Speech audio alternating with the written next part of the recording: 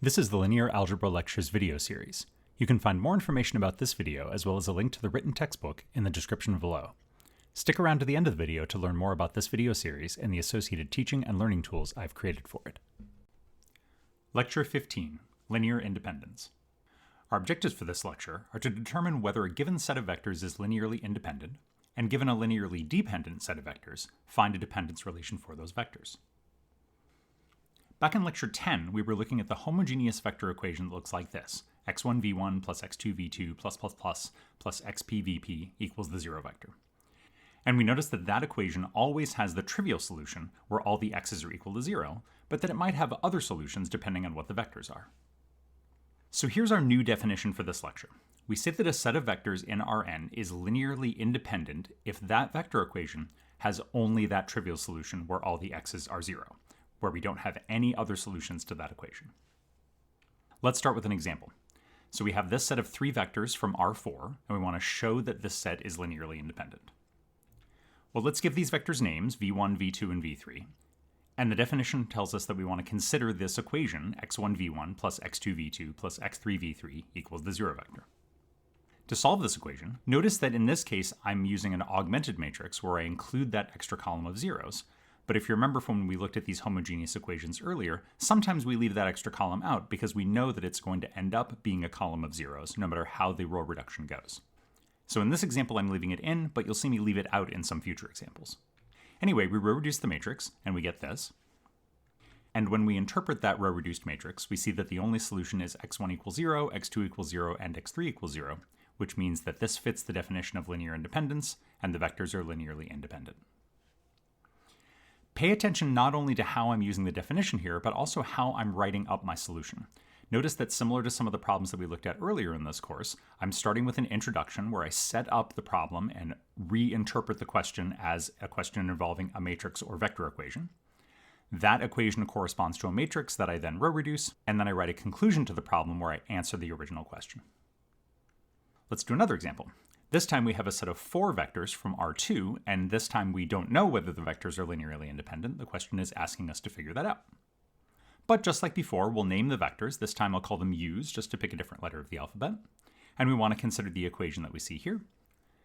This time I'll just look at the coefficient matrix. Now if this bothers you and you'd rather work through an augmented matrix, go ahead and add that fifth column of zeros, and it won't really change how the problem goes, but if it's easier for you to think about with an augmented matrix, that's totally fine. We row reduce this matrix, and we can identify the pivots in this row reduced matrix, and we can see that because we have column 3 and column 4 without pivots, that those correspond to the variables x3 and x4, which must be free here. And because we have free variables, that means that the homogeneous equation that we started with, that equation will have non-trivial solutions, because all we would need to do is pick a non-zero value for x3 or a non-zero value for x4, and that would give us a non-zero solution of that vector equation. So these vectors are not linearly independent. Now, sometimes instead of just saying not linearly independent, we'll use the phrase linearly dependent, which just means not linearly independent. But if we go back to the definition of linear independence, there's a couple different ways that we can think about linear dependence. One alternate way to think about linear dependence is that the corresponding vector equation has a non-trivial solution. Remember that linear independence means that that vector equation only has the solution where all the x's equal 0, and so linear dependence means that that equation has some solutions where those x's are not all equal to 0. And another way to think about linear dependence is that there must exist some scalars that are not all 0, some of them might be 0, but they're not all 0, for which that linear combination, c1v1 plus c2v2 plus must equal the zero vector. Now when that happens, when those scalars exist that are not all 0, for which the linear combination c1v1 plus c2v2 plus does in fact equal the zero vector, that equation that represents that relationship is called a dependence relation. And those are things that we're going to be looking for when we have a set of linearly dependent vectors. So for example, in this problem, we're given three vectors, v1, v2, and v3, and we're asked to find a dependence relation for these vectors. Now, tied up in the way that this question is phrased is the information that these vectors must be linearly dependent. We wouldn't be able to find a dependence relation if these vectors weren't linearly dependent. So in fact, they're telling us that there must be some linear combination of v1, v2, and v3 here, where the weights are not all 0, but that linear combination turns out to equal the 0 vector. We just have to find it. So using our definitions, we rephrase this question as an equivalent question involving this vector equation, x1v1 plus x2v2 plus x3v3 equals the 0 vector. And again, what they're doing is they're asking us to find a non-trivial solution of this vector equation.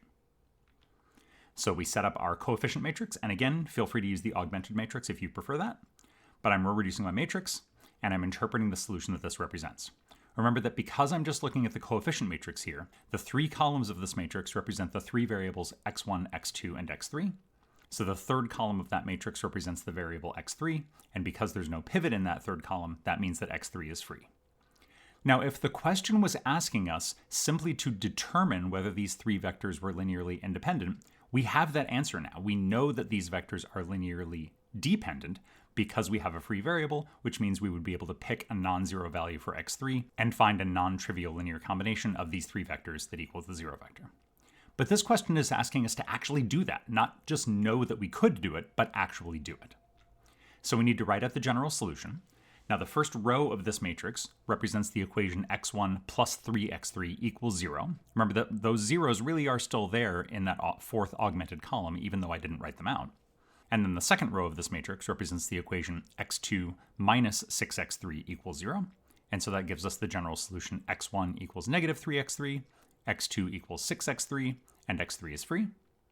So then to find that dependence relation, we simply need to pick a non-zero value for our free variable x3. For example, if we pick x3 equals 10, x1 would be negative 3 times 10, which is negative 30. x2 would be 6 times 10, which is 60, and x3 is the number that we picked, 10. So that gives us the dependence relation, negative 30v1 plus 60v2 plus 10v3 equals 0. And the nice thing is that we can check our answer. We can actually compute negative 30v1 plus 60v2 plus 10v3 and verify that we really do get the 0 vector. So it's nice for problems like this that we can check our answers. Here's another question. So here we're given 4 vectors from R3, and we're asked the question, are these vectors linearly independent? And if they're not, to find a dependence relation. We're going to approach this in the same way that we've done the previous examples. We're going to start by considering the vector equation x1u1 plus x2u2 plus x3u3 plus x4u4 equals the 0 vector. Then we set up and row reduce the corresponding coefficient matrix. And as usual, feel free to use the augmented matrix if you prefer. We see that there's no pivot in the fourth column, which means that the variable x4 is free. And that tells us that these vectors are not linearly independent, or in other words, that they are linearly dependent. And if that's all the question was asking us, then we would be done. But it didn't. It said if the vectors are not linearly independent, then we need to go one step further and actually find that dependence relation. So let's write out the general solution, and then choose a non-zero value for our free variable. I'll choose x4 equals 3 here to cancel out those ugly fractions. So if we choose x4 equals 3, then we get x1 equals 1, x2 equals negative 2, x3 equals 4, and that gives us the dependence relation that you can see here. And so feel free on your own to go back to those original 4 vectors, compute this linear combination on the left-hand side, and verify that we really do get the 0 vector. Here's another more abstract example. Here we're told that we have 4 vectors in Rn, where all we know about these vectors is that v3 equals 4v1. And we want to show that this set is linearly dependent by finding a dependence relation. So how can we do this?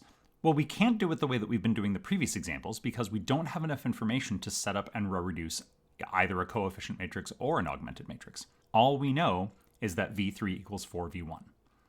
So let's think about what we're being asked for. We're being asked for a dependence relation. So we're being asked for weights that we can put into a linear combination of these 4 vectors that equals the 0 vector. So we've got to figure out what numbers we can put in those blanks. And what do we know? Well, we know that v3 equals 4v1, so we can rewrite that to be closer to the form of what we're looking for. So let's do that by subtracting v3 from both sides and get 4v1 minus v3 equals 0. So that is a linear combination on the left and the 0 vector on the right. And so that might lead us to put 4 in the blank next to v1 and negative 1 in the blank next to v3. So what needs to go in the v2 and the v4 blanks? Well, we know that 4v1 minus v3 all by themselves will equal the 0 vector. So we don't really need any contributions from v2 or v4 to make this work out to be the 0 vector. So that means that we can put zeros in those blanks. Remember that for a dependence relation, all we need is for not all of the weights to be 0. Some of the weights can be 0. In this case, our weights are 4, 0, -1, and 0. So to summarize, if you're thinking about linear independence, when you have a set of vectors in Rn, you consider the homogeneous vector equation x1v1 plus x2v2 plus xpvp equals the 0 vector. The question you want to ask about this equation is whether or not there are any solutions other than the trivial solution, other than the solution where all the x's equal 0. If there is a non-trivial solution, which is going to happen when you have one or more free variables, then that means that that set of vectors is linearly dependent. And any particular non-trivial solution of that equation is going to give you a dependence relation. Now, if that equation only has the solution where all the x's equal 0, then that means that that set is linearly independent, and there won't be a dependence relation. So here's a flowchart to help you think about what to do. If you're asked whether a set of vectors is linearly independent, you solve the corresponding homogeneous vector equation. If there's only one unique trivial solution where all the x's equal 0, then that means that the set is linearly independent. But if there are infinitely many solutions, in other words, if there's one or more free variables, then that means that your set is linearly dependent. And don't forget to write up your solutions in the way that I've been showing here. Introduce the solution, talk about the vector equation, then row reduce your matrix, and then write a conclusion. Thanks for watching this video lecture. You can find links to the other videos in this series and to the written textbook in the description below. If you're an instructor, you can contact me for more information about the over 300 online linear algebra homework problems that I've created for the free My Open Math platform.